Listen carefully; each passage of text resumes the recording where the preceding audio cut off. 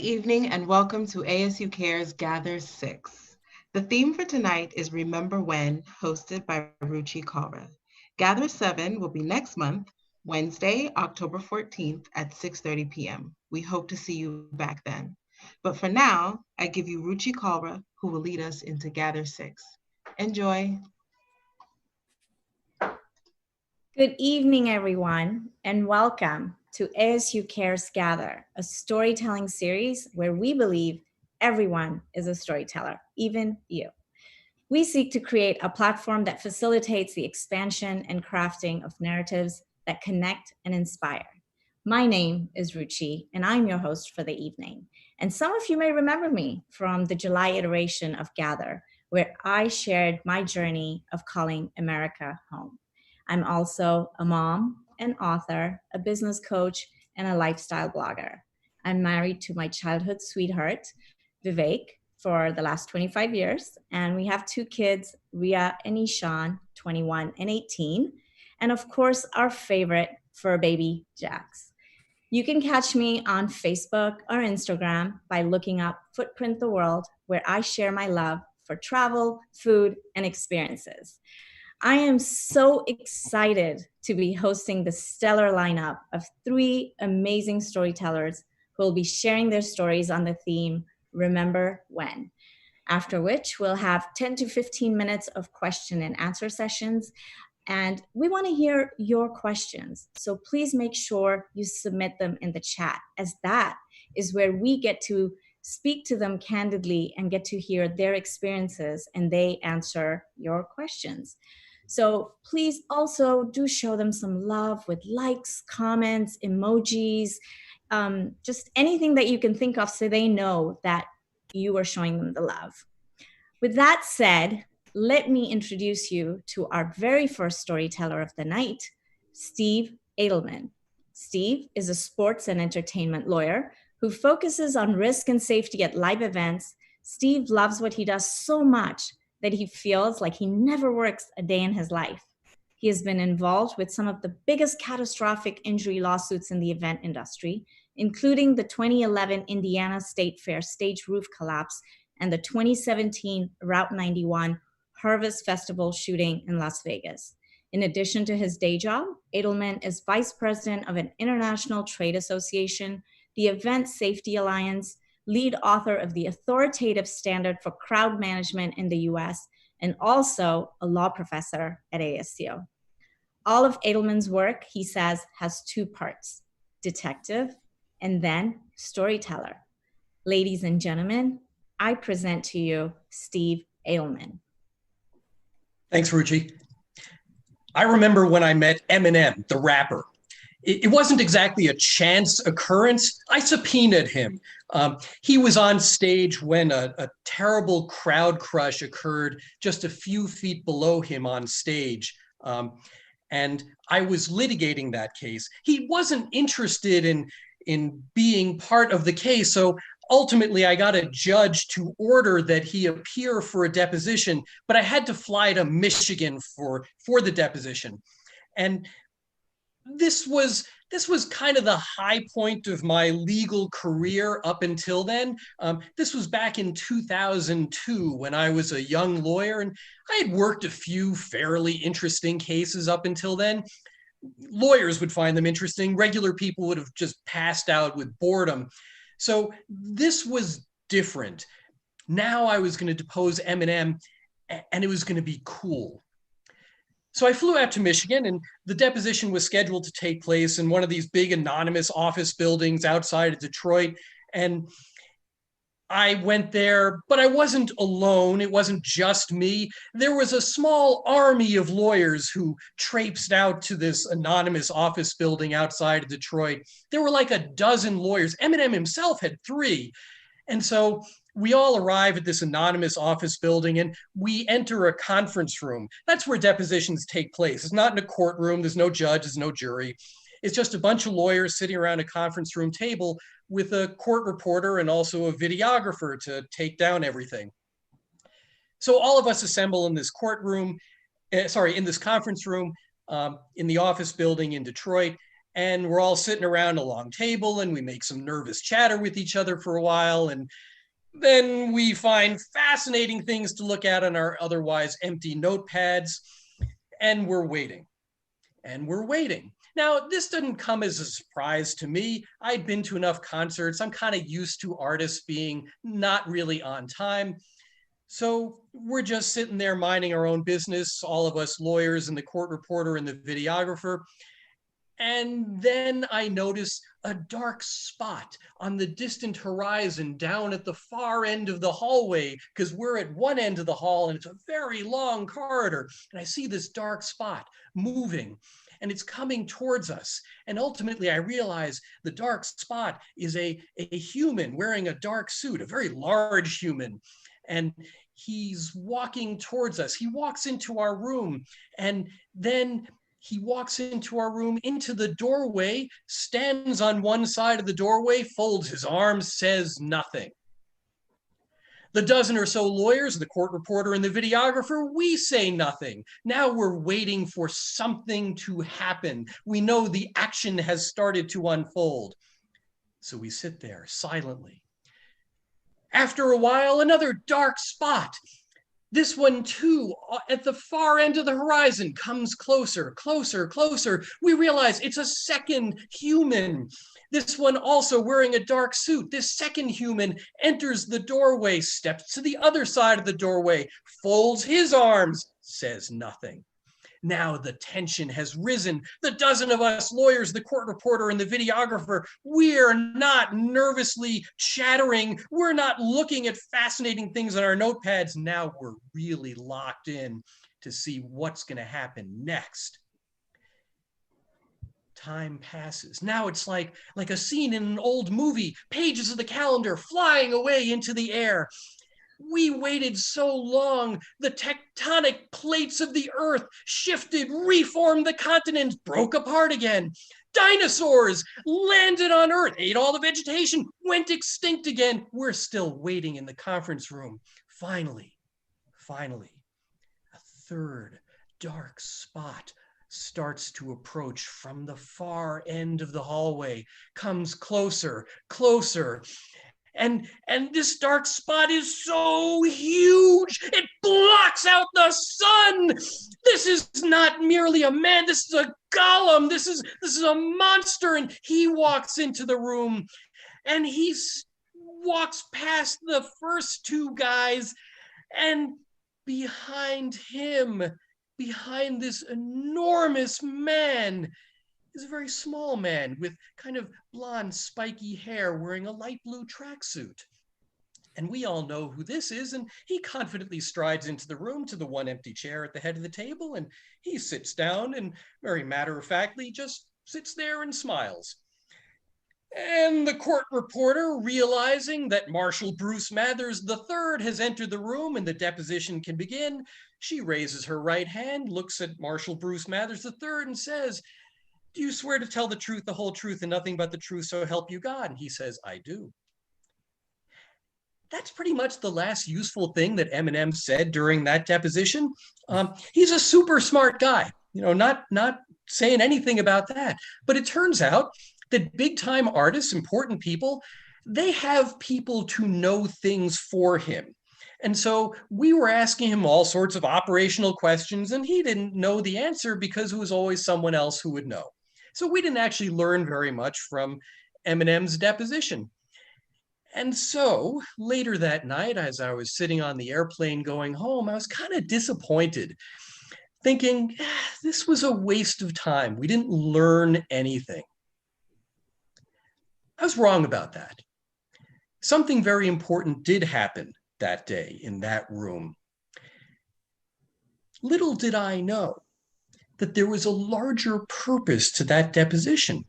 And it wasn't anything that Eminem said to us. It's that the deposition happened, that it took place at all. Because in the ensuing months and years, and even now, 20 years later, I had a lot of Eminem. And because that was something that people were interested in, they would say, "Steve, tell us your Eminem story." And I would use that as kind of an entree to actually tell them all the things that I had learned about the way big events get created operationally and then how they're run. And I actually had learned a lot about that.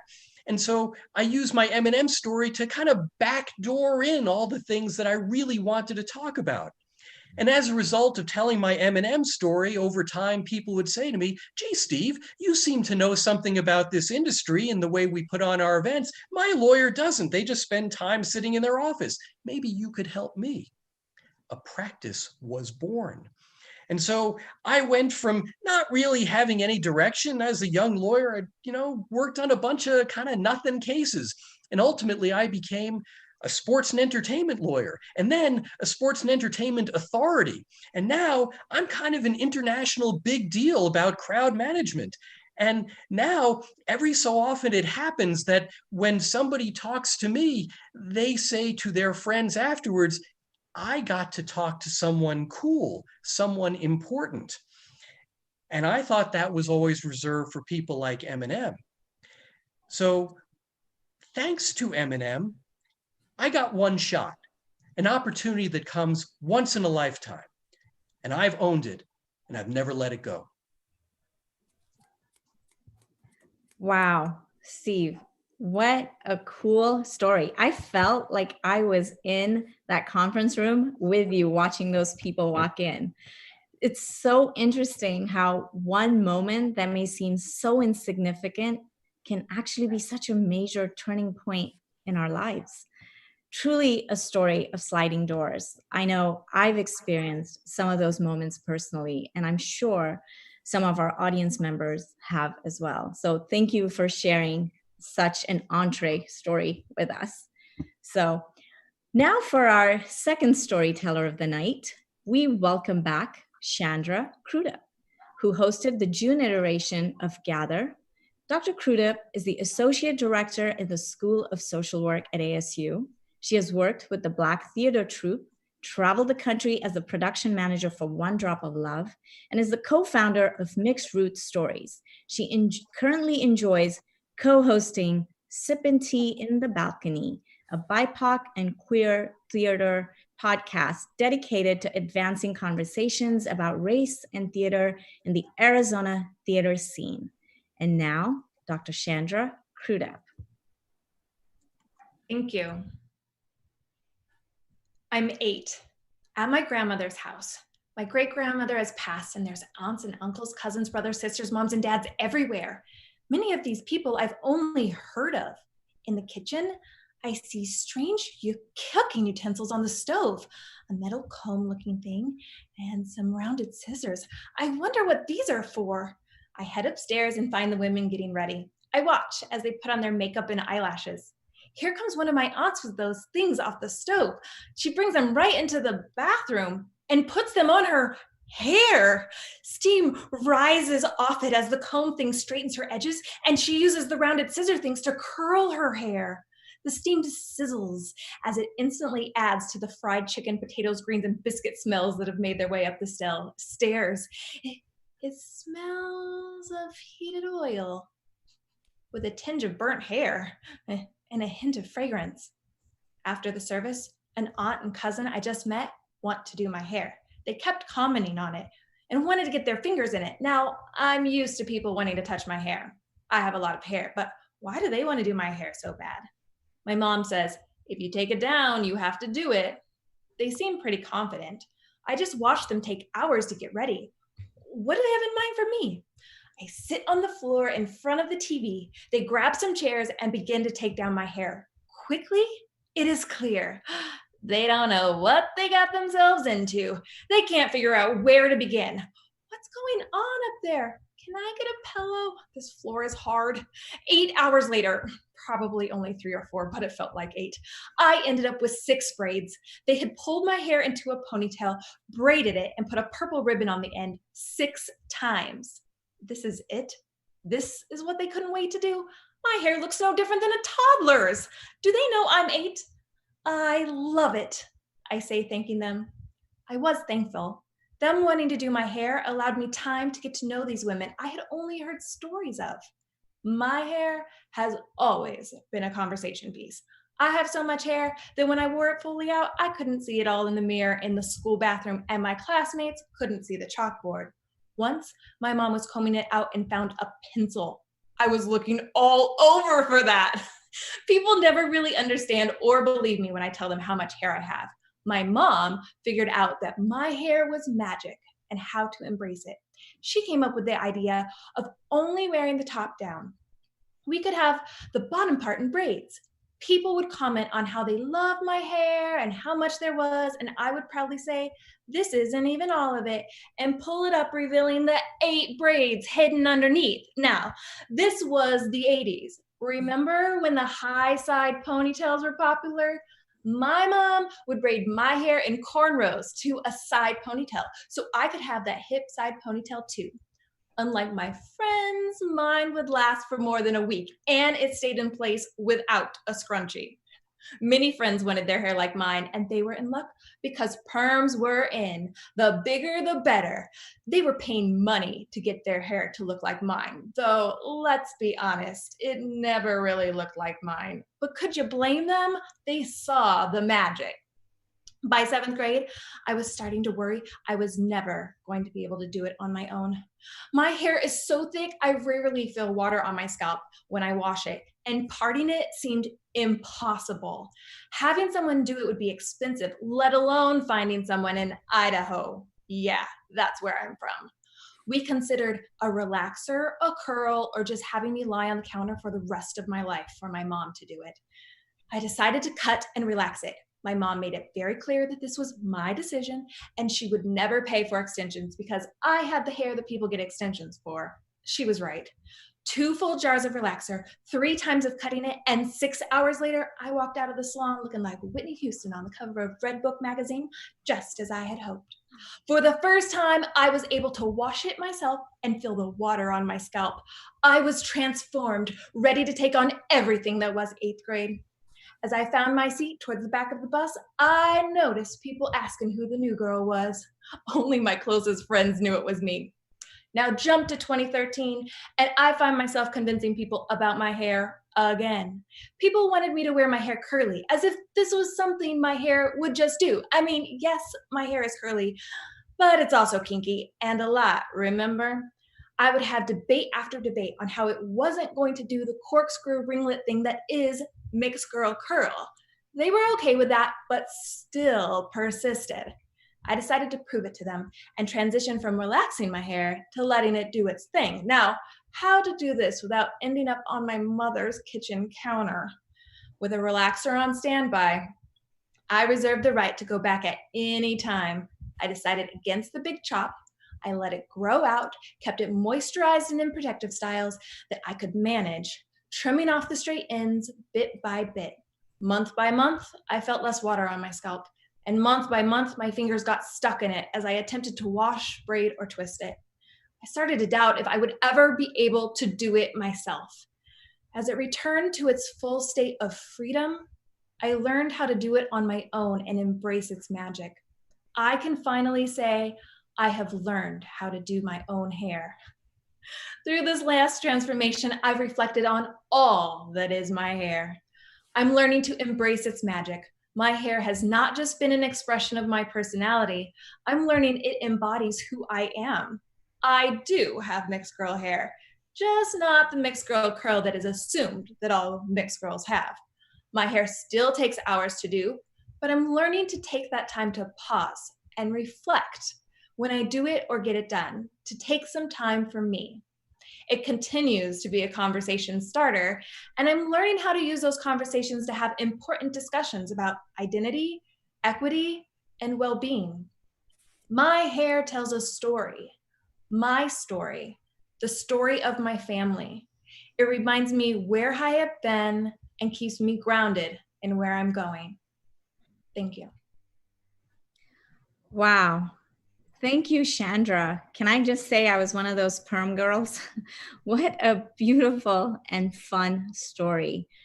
The journey a young person goes through understanding, accepting, and freeing his or her hair is remarkable. I'm sure many of our audience members found it relatable.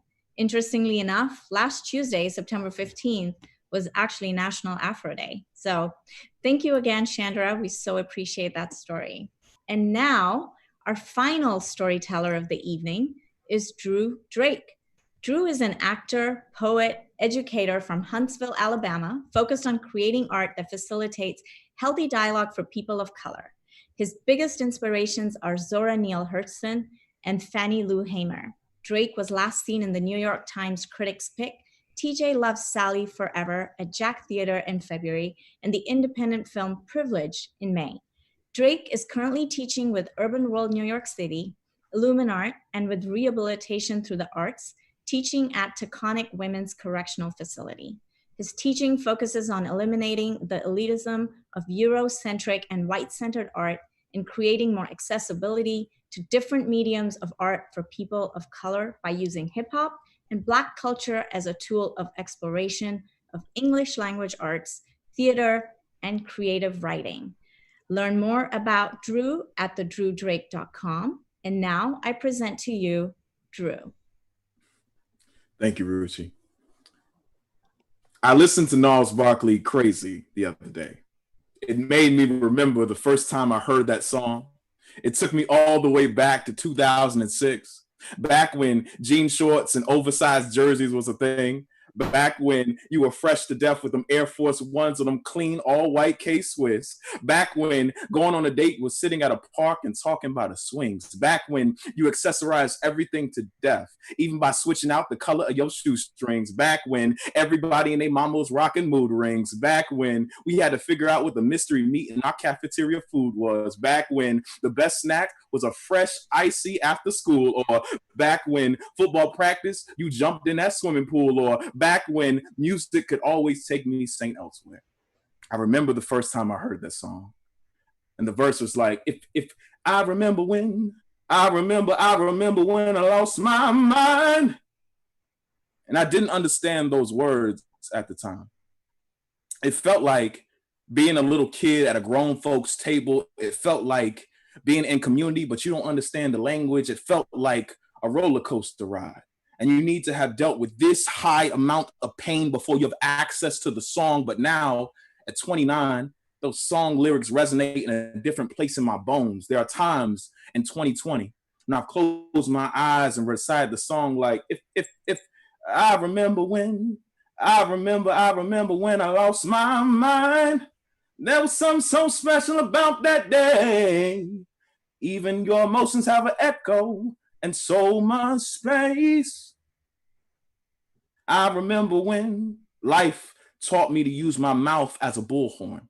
I learned to use these words as protests. I let this tongue become a sledgehammer, trying to knock down all the walls in white rooms. I remember when Breonna Taylor died.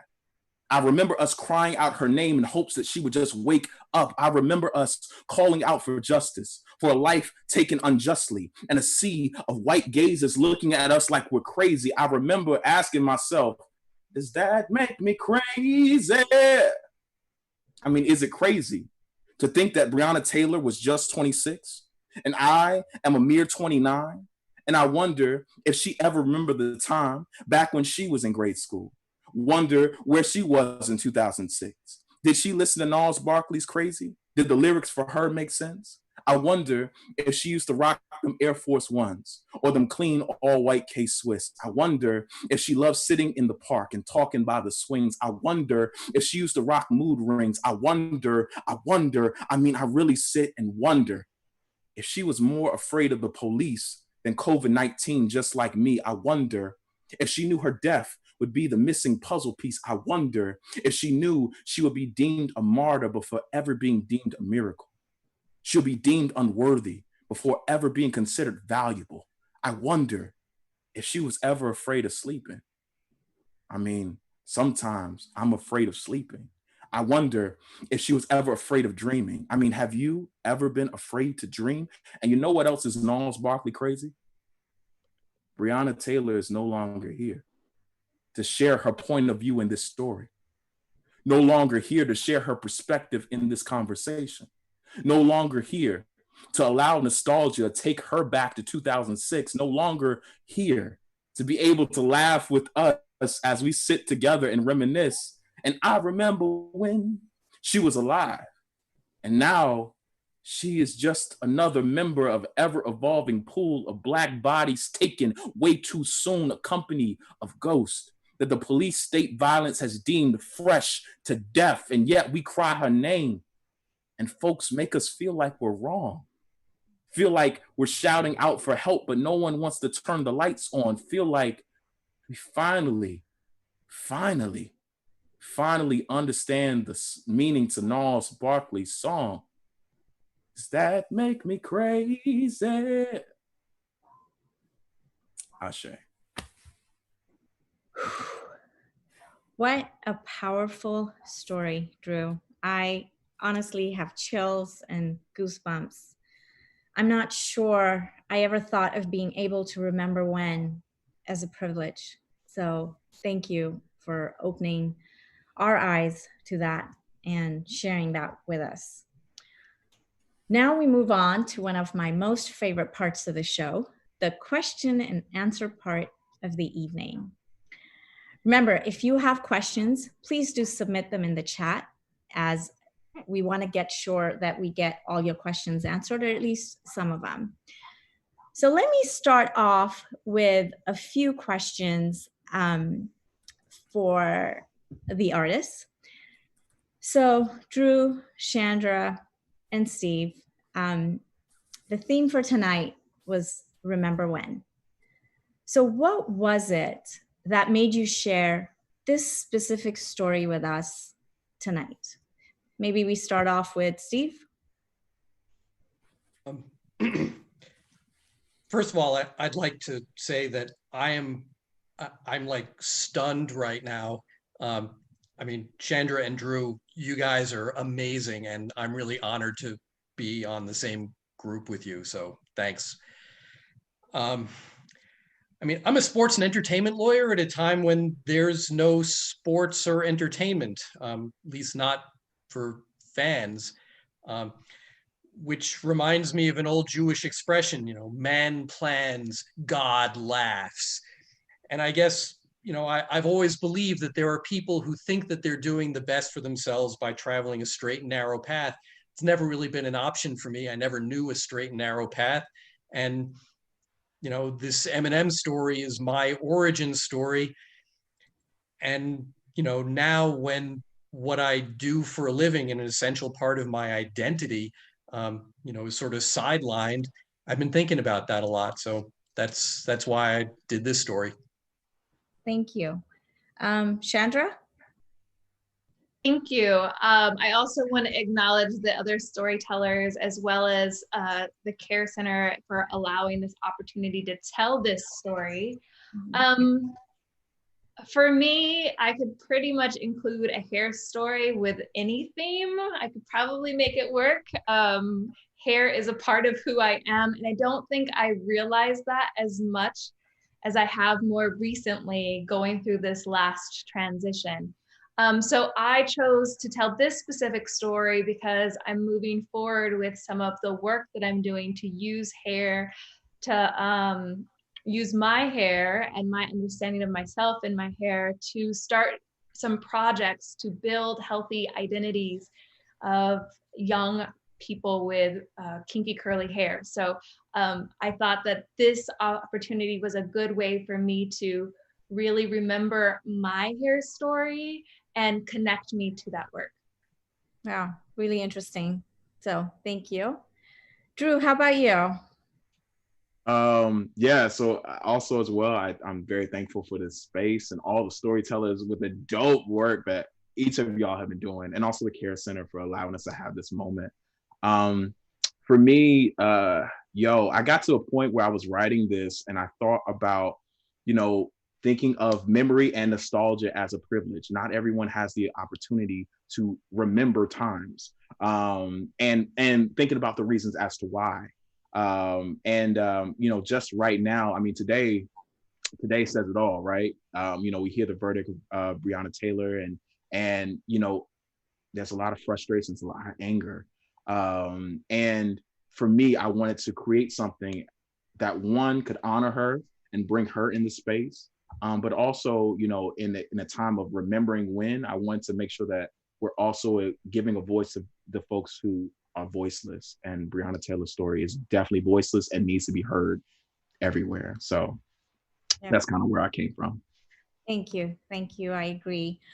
I have one more question for all of you. So I know Steve's going to love this one, but right now we're remembering the days when we could go outside and play and meet up with our friends and gather. So what is your sweetest pre-pandemic memory? I'm going to start off with Chandra now. We're going to get to Steve last, though. So as I talk about in my hair story, I realized that my hair is a place for me to take care of self. And for anybody who knows me, that's something that I preach, but not always something that I do very well. So one thing that I miss doing and remember doing is going to get my hair done at Rare Essence, right? And having Adelaide do my hair and just like sitting there and having someone love on my hair. And going and getting like the self-care, the massages, the things that I need, that now doing those things is just is more difficult than in the past. So I miss and remember the self-care and just how that's a little more challenging in the current situation. Yeah, I don't know what a hairdresser is anymore. I think I've forgotten. Drew, how about you? I guess, like just performing. I think, being able to perform in front of a huge, like a audience, and hearing that, like, especially in theater, I always associate theater with church for me. Like I grew up in a very like black, that, like, and we are very talk back, right? And thinking of like theater as something that's so alive and breathing, and it's like able to talk back to, and so that's something that I really think about often, of like, when can we get back to that moment of being able to perform in front of folks together. But even though we're doing this virtually, which I appreciate, which is dope too, but there's something about that live aesthetic that is so powerful. So that's me. The delayed talk back doesn't work the same. You gotta wait. You're like, is Zoom staticky? I don't know. Is my connection good? I don't know. We'll get there soon, Drew. We'll get there. Someday, it's coming.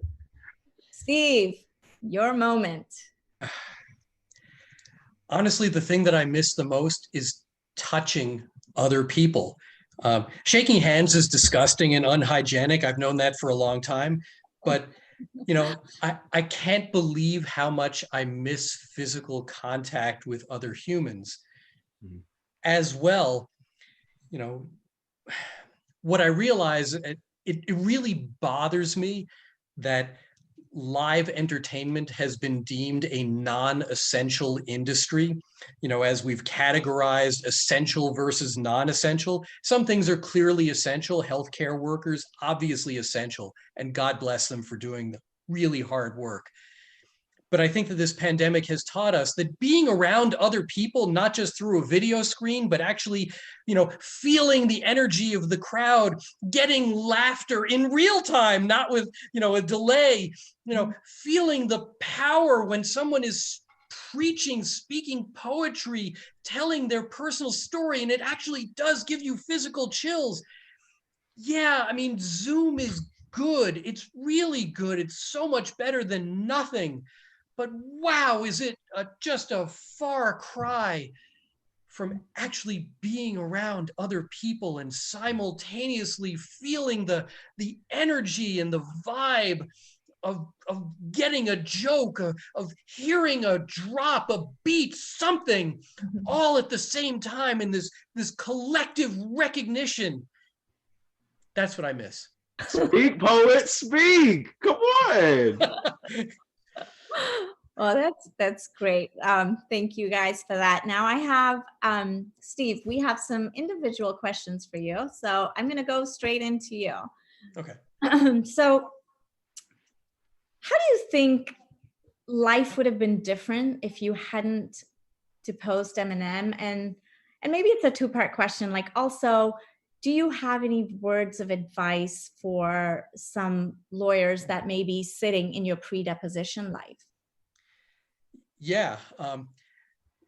So who I would be if I hadn't deposed Eminem, I would be some miserable lawyer who was good at his job, but wearing the classic lawyer golden handcuffs without the creativity to do something more personal, more personally satisfying. Truly, I love my job, but it is very non-traditional. And so the advice that I actually do give to my law students is this sort of a variation on lots of other expressions. We talk about celebrating diversity, and that's a wonderful thing if one can do it. I always joke, let's at least tolerate it. That's a good start. And in this case, tolerate ambiguity, because there is something really comforting about a straight and narrow path, but I don't think that's really the path to happiness for a lot of people. Rather, at least for me, I think it involves a lot of struggle, a lot of failure that I choose not to talk about and will not talk about today. But we have to find our own path. And finding our own path is hard, takes a long time. Some of us never really find one. I don't know if I'm done finding paths, but I found one that I like, and I'm sticking with it for a while at least. So that's what I tell my law students. Oh, that's awesome. That's really good. So thank you. Let's go to Chandra. So my question for you, we all have hair stories, and hair stories are so important. My hair story is very different from yours, but how have your feelings about your hair changed over time? And also, if you could share with your younger self, what advice or what concerns would you have? So that question is like, I wrote it for myself, because I always write these types of questions for other people, never having to answer it myself. So thanks for that. So my thoughts and feelings towards my hair and how it's changed. I think I've always known that there's something special about my hair, but I don't think it's till more recently that I've embraced how much it embodies myself. So I think that I've always loved it. I think I might have been frustrated with it over time, and so that's something that I think is just part of the natural going through adolescence. There's a lot of things about your body you might be frustrated with. When I think back on something I might tell my 8-year-old self or my 7th grade self at those different periods in time, I think that I would tell myself to embrace it more than I did. I always knew my hair could pretty much morph into a lot of different things, but I didn't really connect with it so much. The other thing that I think I would tell my 8-year-old and 7th grade self would be to recognize how my hair is a part of my story and my heritage, and recognize that it's both my mom's side and my dad's side all in one, and it's and to love on that a little more. I like the fact, and it was also, like you said, it was magical. So that's great. So I didn't have that. So. Drew, I have a question for you. So your story was so powerful, and you decided to use your time differently, and you opted to give a voice to the voiceless. So if we were all to walk away from this, so what is it? What would you like the audience to take away from your story? What would I like the audience to take away? I mean, especially on today, that we have done a disservice to Breonna Taylor and her life, and just of how, this is yet another example of the justice system not, really caring about Black folks. and also especially Black women. I think about Rakia Boyd, Sandra Bland, Crystal Ragland, Breonna Taylor. Like, these are all, numerous stories and lives that have been lost. And yet we have been in the cycle over and over and over again. And sometimes, for a common decency that sometimes we as Black people are asking for, it can feel like we're going up against a brick wall, and a brick wall of lack of understanding and lack of seeing us as human. And so if you don't take away anything, I hope that you realize that Breonna Taylor had a life just like each and every one of us, and deserves to still be here. And she is not. And I hope that hearing the story, it can stir up something inside of you to propel you to want to do something to change that. And to not only change it for her story, but also for many others just like hers. So that's me. Wow, thank you. And I think we can definitely take that and keep saying their names so we don't forget about them, and remember that. Now we come to the part where we get questions from the audience. So I have one here for Chandra.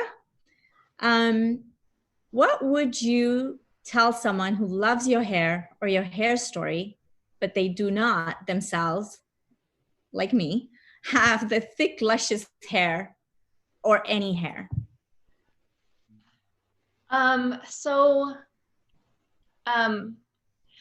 As you mentioned, everybody has their own hair story. And so I think understanding and coming to terms with what that hair story is for you would be really important.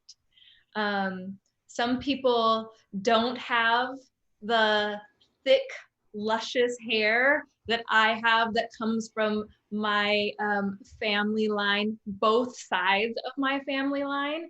And so sometimes we have to just know, like, that wasn't for me. So what is something that was handed down to you that you can embrace? And the great thing about hair and hair stories is there's lots of different things you can do. So there's ways you can add hair. There's ways that you can wear a wig. You can go completely bald, and that is okay too. I think it's really important just to embrace it, whatever you have.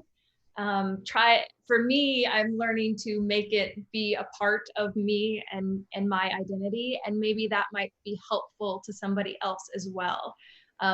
Again, back to what I said, I would tell my younger self is just learn to embrace it.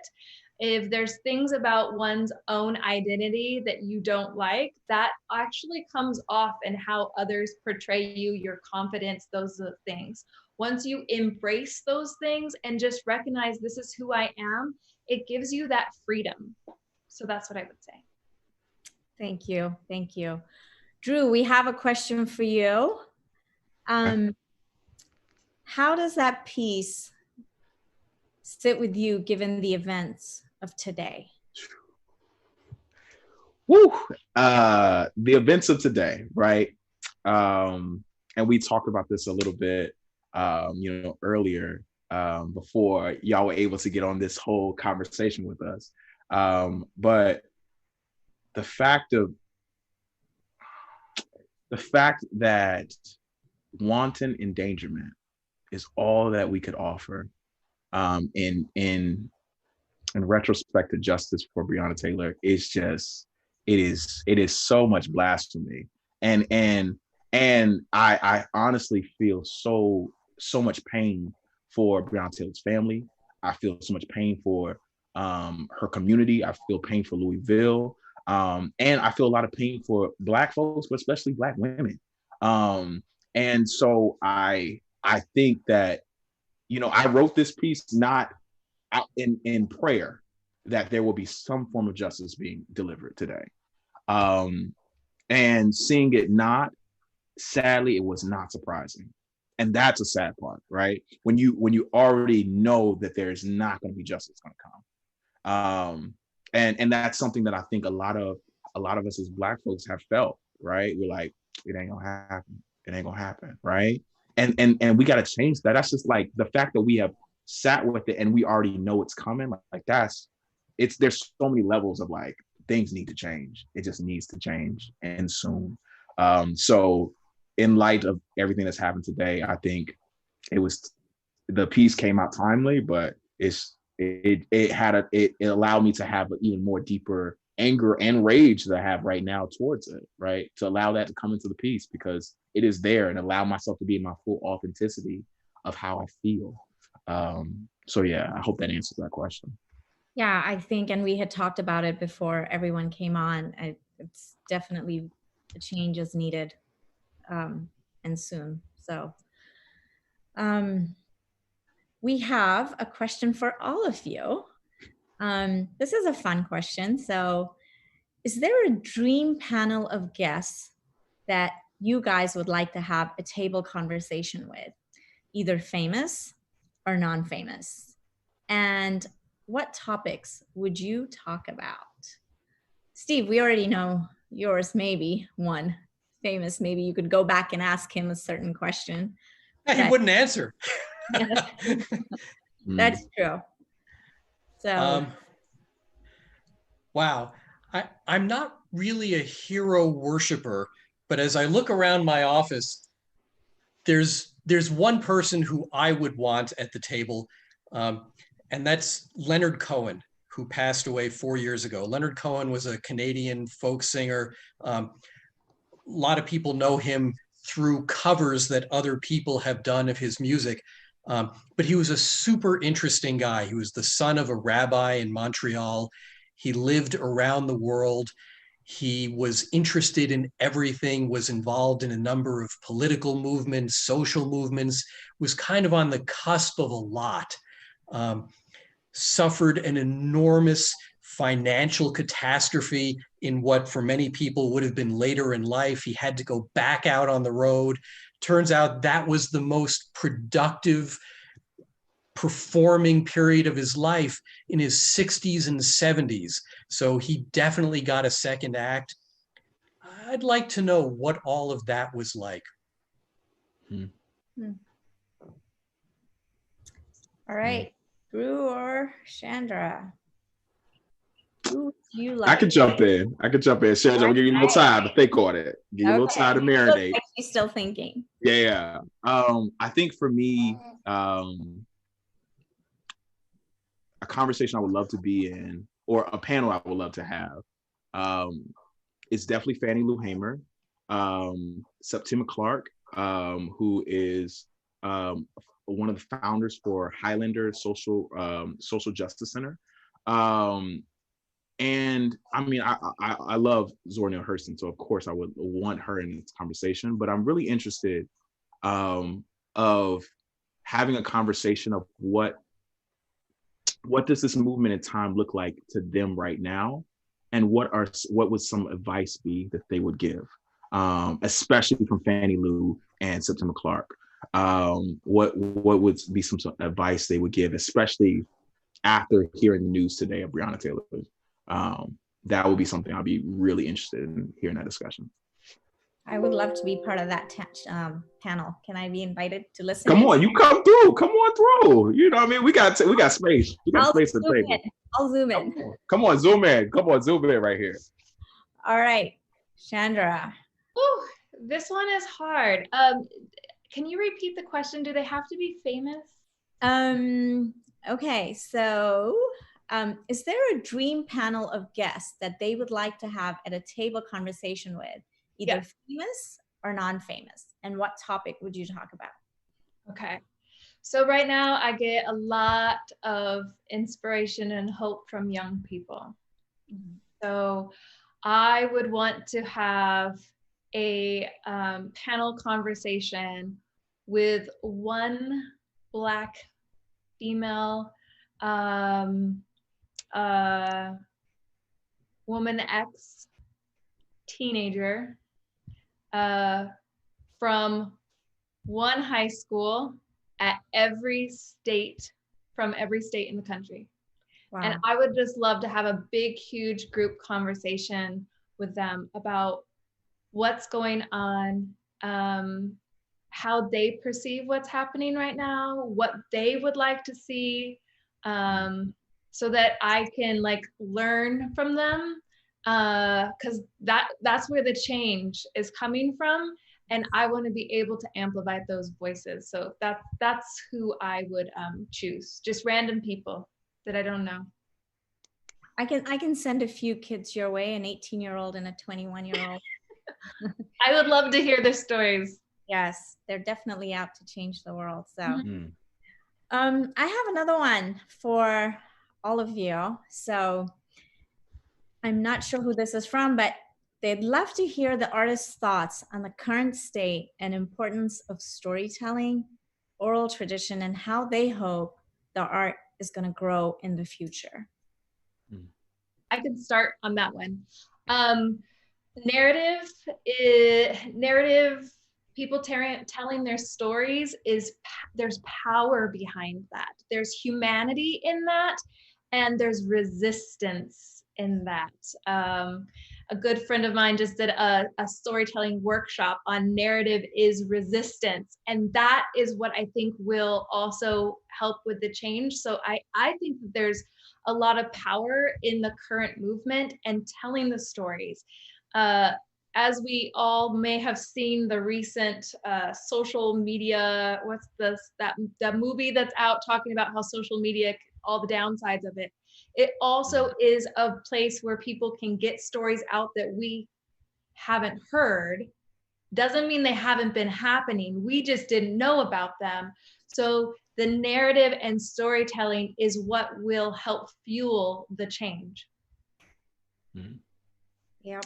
Yeah, and I'll jump in with that. I think storytelling also builds community, right? Like you hear someone else's story that does not look like you, that has completely different experiences, and you learn so much about them. And I think that ties as to why storytelling has transitioned for such a long period of time, right? Like storytelling is one of the first things that people used to do back in the day. They used to get back in a circle and be like, yo, let me tell a story, right? And now it is progressed, and now we're in this space where we're even doing it virtually.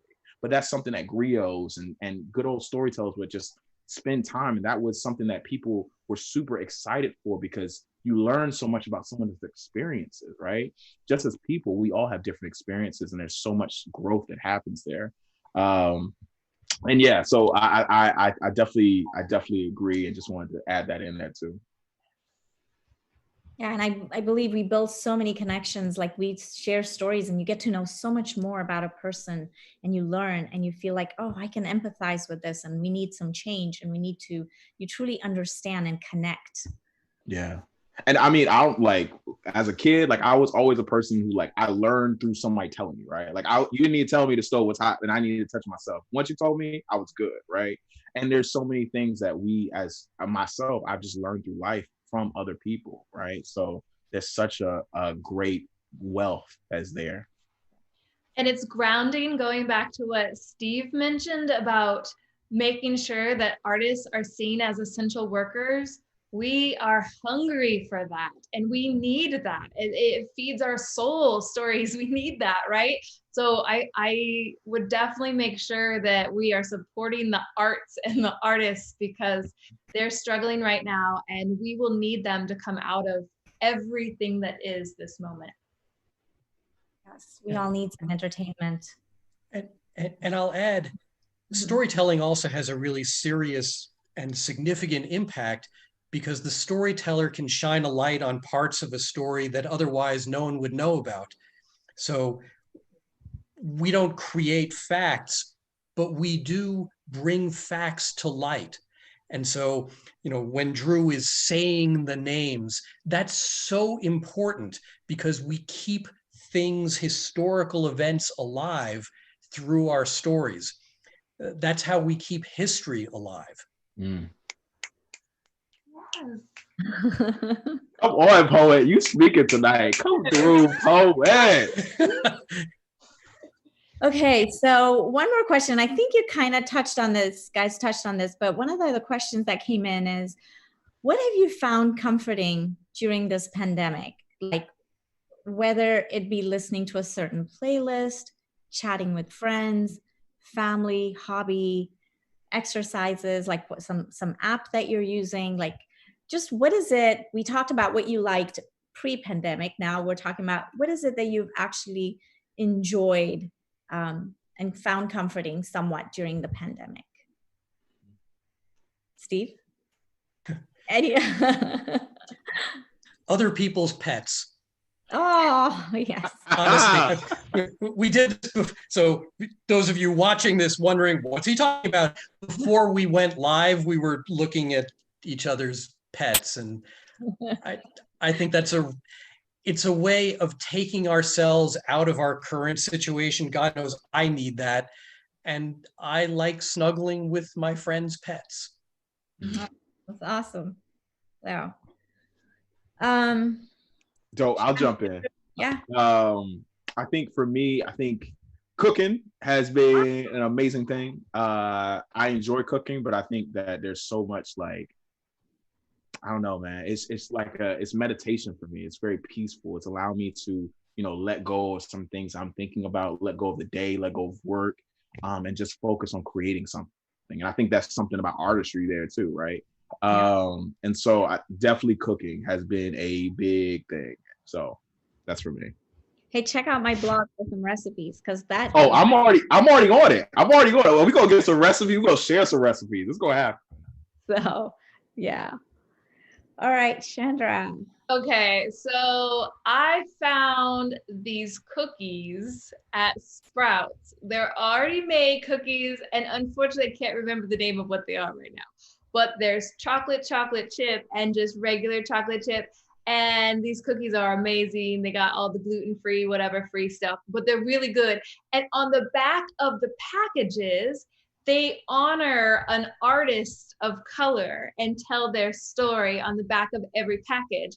And so every time I get to learn a little bit about an artist and enjoy these really good cookies. Oh, wow. Well, you're going to have to send me that name. I will. Yeah. In the show notes. Yeah. Yeah. Well, that, my friends, is the end of our show, but I wanted to say thank you so much, Steve, Drew, and Chandra. I literally felt like I was sitting here talking with you guys and listening to your stories. I mean, storytelling, like you guys said, is such a great way to connect and build meaningful relationships. It really is. So, but I also, and I think all three of you, we all say, thank you, ASU Kerr staff, for diligently working behind the scenes to make this beautiful evening possible. And of course, this evening wouldn't be possible without all of you who tuned in virtually to listen to their stories and connect with them just a little bit more. Please be sure to join in next month for the 7th installment of Gather, which will take place on Wednesday, October 14th, and the theme will be Because of This. And I can tell you right now, you won't want to miss it. We have some amazing storytellers lined up for that.